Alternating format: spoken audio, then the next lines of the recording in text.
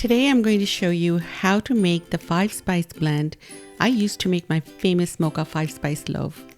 This is different from the traditional Chinese 5-spice blend that you would buy in grocery stores. Click the link at the top right hand corner to check out the video for my Mocha 5-spice cake later. Hello, I'm Masala Mama. Make sure to like, subscribe, and click the bell icon to receive notifications when I post new videos. Chalo, let's go. To make 3 tablespoons of my 5-spice mix, you'll need 2 star anise, 4 cloves, 1 teaspoon ginger powder, 1 tablespoon cinnamon, and 1 tablespoon of fennel seeds. Not everyone has star anise or fennel seeds in their pantry since they're not very common ingredients. So I will suggest that you purchase small quantities from an Asian grocery store or a bulk food store rather than buying large packets.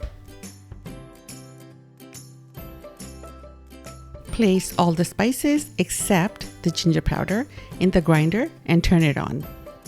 I use a coffee grinder for this recipe, but you can use a magic bullet type of grinder or even a mortar and pestle.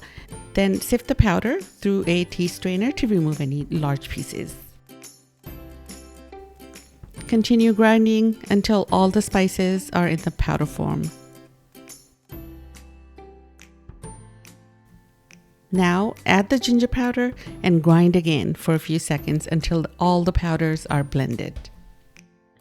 Because of the grinding, there will be a bit of heat, so cool the powders on a plate before storing them, or the condensation will make it lumpy.